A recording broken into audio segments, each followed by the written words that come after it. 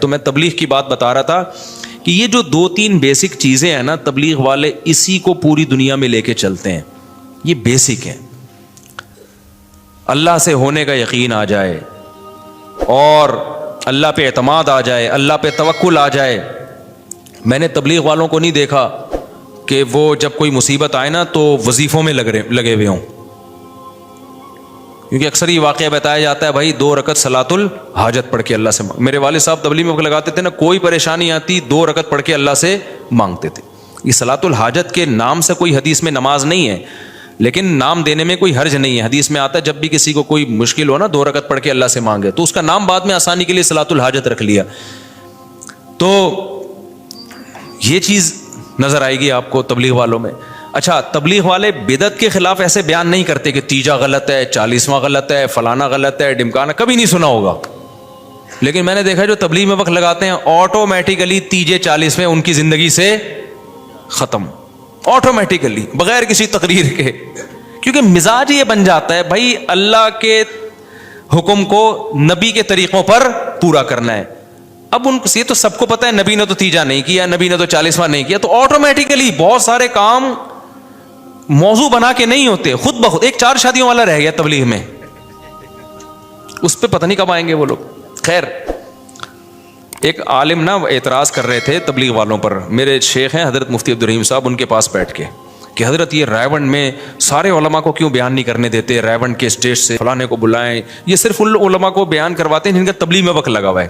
تو ہمارے استاذ ان کو سمجھا رہے تھے بھائی ایک نیٹ ورک ہے، ایک طریقہ ہے، تو اس میں ظاہر ہے جب تک ایک ان کی پالیسی ہے کہ اس سے گزر کے نہیں جائے گا تو کام کی نوعیت سمجھے گا نہیں. تو کہنا نہیں اتنے بڑے بڑے علماء، بھائی بڑے بڑے علماء ہیں، وہ اپنے ممبر پہ صحیح کام کر رہے ہیں، لیکن تبلیغ کا ایک خاص طریقہ ہے جو تجربوں کے بعد ان کو اندازہ ہوا. تو اب جب تک کوئی اس تجربے سے نہیں گزرے گا تو ان کا ایک نظام بنا ہوا ہے بھائی، وہ جیسے خانقاہ میں بھی ہر ایک کو تھوڑی بیان کرنے دیا جاتا ہے، ہر ایک کا اپنا ایک اسٹائل ہوتا ہے.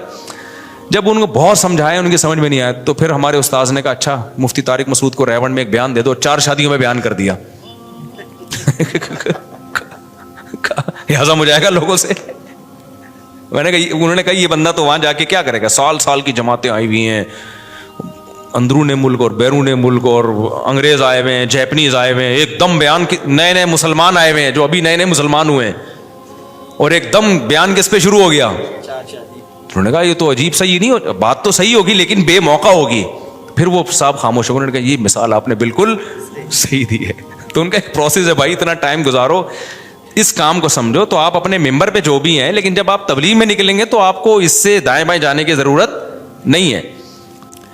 تو تبلیغ میں جو ہے نا جو وقت لگاتے ہیں مجھے بڑی اس پہ ہوتی ہے کہ بھائی یہ اسلام کے جو بیسک چیزیں اور کسی اختلاف اور طنز کے بغیر توحید پر بیان ہوگا، مشرکوں پہ طنز نہیں ہوگا. بدعت کے خلاف بیان ہوگا، بدعتیوں پہ طنز نہیں ہوگا.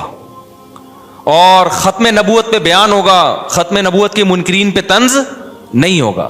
جو کر رہے ہیں وہ ایک الگ فیلڈ ہے. میں اس کی جو علماء ختم نبوت جو کام کر رہے ہیں وہ تو بہت بڑا کام ہے. تو تبلیغ میں کسی شعبے کی نفی نہیں ہوتی. میں تو صرف تبلیغ کا مزاج بتا رہا ہوں کہ کام سارے ہو رہے ہیں لیکن نام نہیں ہے. کہ بہت مضبوط بنیادوں پہ کام ہو رہا ہے اور کتنی بڑی قربانی ہے. میں مثال دے رہا تھا نا یار، ہم تو جب سفر میں جاتے ہیں ہم سے تو 2 دن نہیں گزارے جاتے، اتنی ٹینشن ہوتی ہے. بھاگو تو ایک سال کے لیے نکل جانا، 7 مہینے کے لیے، چلے کے لیے، سہروزے کے لیے، اور کوئی انٹرٹینمنٹ کوئی ہے نہیں وہاں پہ.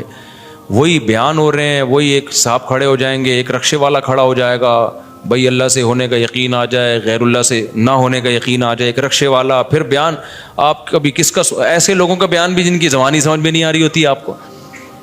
تو یہ بڑی قربانی کی بات ہے. اس لیے کوئی تبلیغ والے ملنے آتے ہیں تو میں ان سے دعا کا کہتا ہوں بھائی ہمارے لیے بھی دعا کرو. کیا خیال ہے؟ کیونکہ بڑی قربانی ہے. تو